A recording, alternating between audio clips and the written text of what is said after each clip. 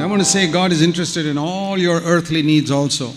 ನಾನು ಹೇಳಲಿಕ್ಕೆ ಇಷ್ಟಪಡ್ತೀನಿ, ನಿಮ್ಮ ಇಹಲೋಕದ ಎಲ್ಲ ಸಂಗತಿಗಳಲ್ಲೂ ದೇವರಿಗೆ ಇಷ್ಟ ಇದೆ, ಮನಸ್ಸಿದೆ. One of the things Jesus taught in the Sermon on the Mount, ಈ ಒಂದು ಪರ್ವತ ಪ್ರಸಂಗದಲ್ಲಿ ಹೇಳಿದ ಒಂದು ವಿಷಯವನ್ನು Matthew 6, ಮತ್ತಾಯ 6ರಲ್ಲಿ he taught how to pray. ಅವರು ಹೇಳಿಕೊಟ್ರು ಹೇಗೆ ಪ್ರಾರ್ಥಿಸಬೇಕು. And one of the prayers is in verse 11. 11ನೇ ವಚನದಲ್ಲಿ ನೋಡಿ, give us this day our daily bread. ನಮ್ಮ ಅನುದಿನದ ಆಹಾರವನ್ನು ಇವತ್ತು ದಯಪಾಲಿಸು. What does that mean? ಅದರ ಅರ್ಥ ಏನು? He's not talking about the word of God, he's talking about a physical food. ಇಲ್ಲಿ ದೇವರ ವಾಕ್ಯದ ಬಗ್ಗೆ ಹೇಳ್ತಾ ಇಲ್ಲ, ಈ ಒಂದು ನಾವು ಉಪಯೋಗಿಸುವಂತ ಆಹಾರದ ಬಗ್ಗೆ ಹೇಳ್ತಾ ಇರೋದು. Lord, I need food every day to live.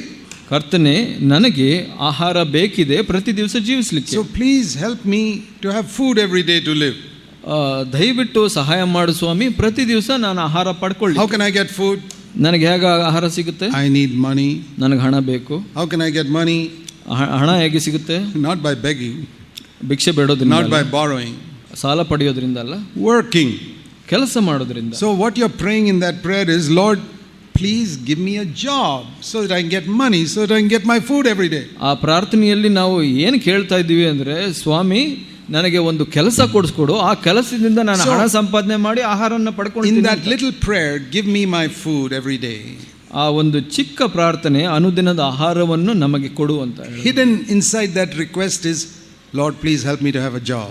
ಅದರ ಒಳಗಡೆ ಅವತುಕೊಂಡಿರೋ ವಿಷಯಗಳು ಯಾವುದು ಅಂದರೆ, ನನಗೆ ಕರ್ತನೆ ಕೆಲಸ ಕೊಡು ಅಂತ. And also hidden inside that is, ಅದರ ಒಳಗಡೆ ಮತ್ತೆ ಇನ್ನೊಂದು ವಿಷಯ ಸೇರ್ಕೊಂಡಿದೆ. Lord, please help me to educate my children so that one day they can get a job and they can also get food. ಕರ್ತನೆ, ನನ್ನ ಮಕ್ಕಳಿಗೆ ವಿದ್ಯಾಭ್ಯಾಸ ಕೊಡಿಸ್ಲಿಕ್ಕೆ ಸಹಾಯ ಮಾಡು, ಅದರಿಂದ ಅವ್ರಿಗೂ ಒಂದು ದಿವಸ ಕೆಲಸ ಸಿಕ್ಕಿ ಅವರು ಆಹಾರ ಸಂಪಾದನೆ ಮಾಡ್ಲಿಕ್ಕೆ ಸಹಾಯ ಆಗಲಿ ಅಂತ. Did you know that all your earthly needs are hidden in that one sentence? ನಿಮ್ಮ ಎಲ್ಲ ಇಹಲೋಕದ ಅವಶ್ಯಕತೆಗಳು ಈ ಒಂದು ಪ್ರಾರ್ಥನೆಯಲ್ಲಿ ಅಡಗಿದೆ ಅಂತ ಗೊತ್ತಿದೆಯಾ ನಿಮಗೆ? Where shall I eat my food, Lord? Out in the open, or do you want me to live in a house and eat my food? ಎಲ್ಲಿ ಊಟ ಮಾಡಲಿ ನಾನು ನನ್ನ ಆಹಾರವನ್ನು? ಹೊರಗಡೆ ದಾರಿಯಲ್ಲ, ಇಲ್ಲ ಮನೆಯಲ್ಲ. No, you want me to have a house also. ನಿನಗೆ ಮನೆ ಕೂಡ ಬೇಕಾಗಿದೆ. So God is interested in giving you a house and a job and food. ದೇವರು ನಿಮಗೆ ಮನೆ, ಹಣ, ಆಹಾರ ಎಲ್ಲ ಕೊಡೋದ್ರಲ್ಲಿ ಆಸಕ್ತನಾಗಿದ್ದಾನೆ. And also your children. That's why he wants to help you to educate your children so that they can have a house and a job and food one day. ನಿಮ್ಮ ಮಕ್ಕಳಿಗೂ ಕೂಡ ಅದನ್ನು ಕೊಡಲಿಕ್ಕೆ ಬಯಸ್ತಾರೆ ದೇವರು. ಅದರಿಂದ ನಿಮಗೆ ಸಹಾಯ ಮಾಡ್ತಾರೆ, ಅವ್ರಿಗೆ ವಿದ್ಯಾಭ್ಯಾಸ ಕೊಟ್ಟು ಅವ್ರಿಗೆ ಕೆಲಸ, ಆಹಾರ ಮತ್ತು ಮನೆಯನ್ನು ಕೊಡ್ಲಿಕ್ಕೆ. I believe hidden in that request is also a prayer for health. ಆ ಒಂದು ಚಿಕ್ಕ ಪ್ರಾರ್ಥನೆಯಲ್ಲೇ ಅಡಗಿರುವಂಥ ಇನ್ನೊಂದು ವಿಷಯ ಏನು ಅಂದರೆ, ನಿಮಗೆ ಆರೋಗ್ಯ ಬೇಕಾಗಿರುವಂಥದ್ದು. If I am sick and lying in bed with a stroke, how can I go and earn my living? ನನಗೆ ಪಾರ್ಶ್ವವಾಯು ಲಕ್ವ ಹೊಡೆದು ನಾನು ಒಂದು ಕಡೆ ಬಿದ್ದುಕೊಂಡಿದ್ರೆ ನಾನು ಕೆಲಸಕ್ಕೆ ಹೇಗೆ ಹೋಗ್ಲಿಕ್ಕಾಗುತ್ತೆ? If you say God is not interested in healing you from your stroke and all, ನಾವು He's only interested in spiritual things. ದೇವರು ಆತ್ಮಿಕ ವಿಷಯಗಳಲ್ಲಿ ಮಾತ್ರ ಆಸಕ್ತಿ ಹೊಂದಿದ್ದಾರೆ, ನನಗೆ ಆರೋಗ್ಯ ಕೊಡೋದ್ರಲ್ಲಿ ಆಸಕ್ತಿ ಇಲ್ಲ ಅಂತ ಹೇಳ್ತೀನಿ. How can that be? How can I go and earn my living then? ಹಾಗಿದ್ರೆ ನಾನು ಹೇಗೆ ಕೆಲಸಕ್ಕೆ ಹೋಗಿ ಹಣ ಸಂಪಾದನೆ ಮಾಡೋದು? I want to say God is interested in everything. ನಾನು ಹೇಳ್ತೀನಿ, ದೇವರಿಗೆ ಎಲ್ಲ ವಿಷಯದಲ್ಲೂ ಆಸಕ್ತಿ ಇದೆ. Even interested in protecting us from accidents on the road. ಅವರಿಗೆ ದೇವರಿಗೆ ನಮ್ಮನ್ನ ಈ ಅಪಘಾತಗಳಿಂದ, ರಸ್ತೆಯಲ್ಲಿ ಅಪಘಾತಗಳಿಂದ ರಕ್ಷಿಸಲಿಕ್ಕೆ ಕೂಡ ಆಸಕ್ತಿ ಇದೆ. For 46 years I rode a scooter.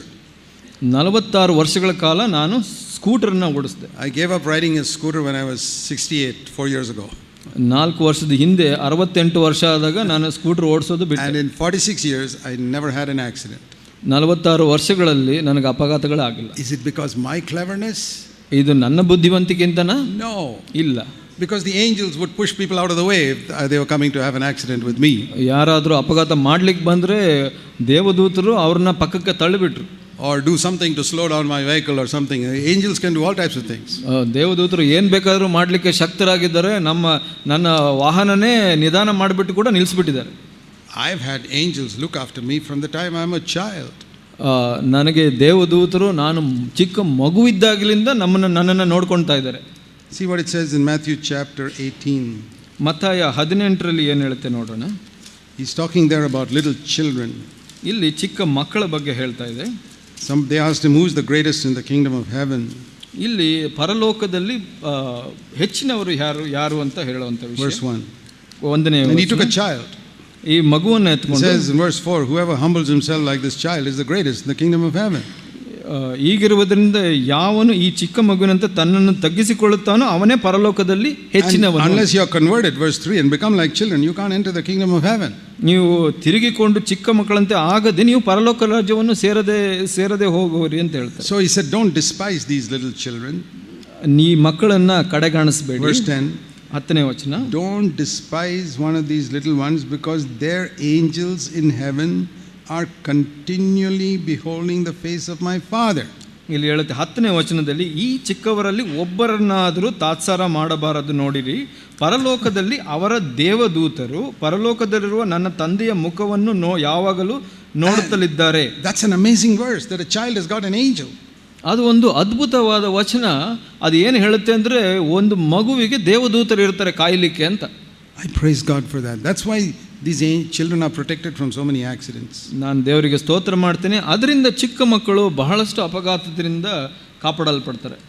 I don't know, maybe more than one angel per child. ಒಂದು ಮಗುವಿಗೆ ಒಂದು ದೂತನಿಗಿಂತ ಹೆಚ್ಚಾಗಿರಬಹುದು. That's a wonderful thing to know. ಅದು ತಿಳ್ಕೊಳ್ಳೋದು ಬಹಳ ಅದ್ಭುತವಾದ ವಿಷಯ. That's why I said from the time I was a child I had an angel. ಅದರಿಂದ ನಾನು ಹೇಳಿದೆ, ನಾನು ಚಿಕ್ಕ ಮಗುವಿನಾಗಿದ್ದರಿಂದ ನನಗೆ ದೇವದೂತರು ಸಹಾಯ ಮಾಡಿದ್ದಾರೆ. Not only for me, that verse is for you also. ನನಗೆ ಮಾತ್ರ ಅಲ್ಲ, ಆ ವಚನ ನಿಮಗೆಲ್ಲರಿಗೂ ಅನ್ವಯಿಸುತ್ತೆ. Now as I grow up, ನಾನು ಬೆಳೆದ ಹಾಗೆ what does the angel say? ದೇವದೂತರು ಏನು ಹೇಳ್ತಾರೆ? Okay, God, now he doesn't know me, he can take care of himself. ದೇವರೇ ಇವಾಗ now he doesn't need me, he can take care of himself. ದೇವದೂತರು ಹೇಳ್ತಾರ, ಓ ಇವಾಗ ಬೆಳೆದಿದ್ದಾನೆ, ಇವನು ನನಗೆ ಬೇಕಾಗಿಲ್ಲ, ಅವನೇ ನೋಡ್ಕೊಳ್ತಾನೆ ಅಂತ ಹೇಳ್ತಾರೆ. ಇಲ್ಲ, the angel says to God, now he's riding a scooter, he needs me more than when he was a little child.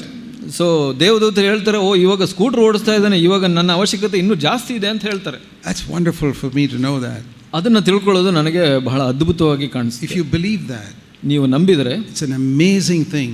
ಅದು ಬಹಳ ಅದ್ಭುತವಾದ ವಿಷಯ. God cares for us in every little thing. ಎಲ್ಲ ಒಂದು ಚಿಕ್ಕ ವಿಷಯಗಳಲ್ಲೂ ದೇವರು ಎಷ್ಟು ಕಾಳಜಿ ವಹಿಸ್ತಾರೆ. If you don't believe it, you don't get it. ನೀವು ನಂಬಿಲ್ಲ ಅಂದ್ರೆ ಅದು ನಿಮಗೆ ಸಿಗಲ್ಲ. The promise in the Bible is like a check.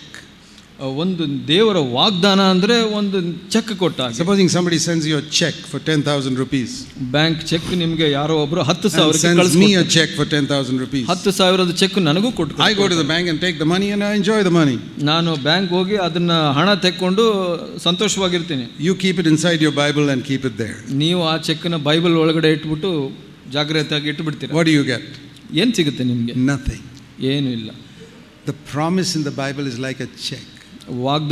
ವಾಗ್ದಾನಗಳು ಒಂದು ಚೆಕ್ ಇದ್ದು. You must take it. ಅದನ್ನ ತೆಗೆದುಕೊಳ್ಳಬೇಕು. Take it to God. ದೇವರ ಬಳಿಗೆ ತಗೊಂಡು ಹೋಗಬೇಕು. It's the bank of heaven. ಅದು ಒಂದು ಪರಲೋಕದ ಬ್ಯಾಂಕ್ ಆಗಿದೆ. Say, Lord, I want to cash this check. ಕರ್ತನೇ, ಇದನ್ನ ನಾನು ಹಣವನ್ನಾಗಿ ಮಾಡ್ಕೊಳ್ಬೇಕು. I want the angels to look after me. ನನಗೆ ದೇವದೂತರು ಸಹಾಯ ಮಾಡಬೇಕು ಅಂತ ಆಸೆ ಇದೆ. And the Lord says, ದೇವರು ಹೇಳ್ತಾರೆ, be like a little child. ನೀನು ಚಿಕ್ಕ ಮಗುವಿನಂತಿರು. I said, sure. ಖಂಡಿತವಾಗಿ ನಾನು I want to be like a little child all my life. ನನ್ನ ಜೀವಿತವೆಲ್ಲ ಚಿಕ್ಕ ಮಗುವಿನಂತಿರ್ಲಿಕ್ಕೆ ಇಷ್ಟಪಡ್ತೀನಿ ಸ್ವಾಮಿ. I don't want to think I'm a big clever man who can take care of myself. ನಾನು ದೊಡ್ಡ ಮನುಷ್ಯ, ನನ್ನನ್ನು ನಾನು ನೋಡ್ಕೊಳ್ಳೋಕೆ ಆಗುತ್ತೆ ಅಂತ ಅನ್ಕೊಳ್ಳೋಕೆ ಇಷ್ಟಪಡಲ್ಲ. So many times I go to God and say, Lord, I'm like a little child. ಬಹಳ ಸಲ ನಾನು ದೇವರ ಬಳಿ ಹೋಗಿ ಹೇಳ್ತೀನಿ, ದೇವರೇ ನಾನು ಚಿಕ್ಕ ಮಗು ಆಗಿದ್ದೇನೆ. I don't know what to do, I don't know what to say. ನನಗೇನು ಮಾಡಬೇಕು ಅಂತ ಗೊತ್ತಿಲ್ಲ, ಏನು ಹೇಳಬೇಕು ಅಂತ ಗೊತ್ತಿಲ್ಲ ಸ್ವಾಮಿ. But you give me wisdom. ನೀನು ನನಗೆ ಜ್ಞಾನ ಕೊಡು. And there are so many dangers in the world, I don't even know what they are. ಈ ಲೋಕದಲ್ಲಿ ಬಹಳ ಅಪಾಯಗಳಿದೆ, ಅದು ಏನಿದೆ ಅಂತನೂ ನನಗೆ ಗೊತ್ತಿಲ್ಲ. Like if you send your little child to school, 4-year-old child, you'll send an ayah or somebody with the child to take the child to school. ನಿಮ್ಮ ಚಿಕ್ಕ 4 ವರ್ಷದ ಮಗುವನ್ನು ಶಾಲೆಗೆ ಕಳಿಸಿದ್ರೆ ಒಂದು ಆಯನ್ನ ಕಳಿಸ್ತೀರ ಜೊತೆಯಲ್ಲಿ. I have angels to take care of me. ನನಗೆ ದೇವದೂತರಿದ್ದಾರೆ ನನ್ನನ್ನು ಕಾಪಾಡಲಿಕ್ಕೆ. Do you believe it for yourself? ನೀವು ನಂಬುತ್ತೀರಾ ನಿಮಗೋಸ್ಕರ?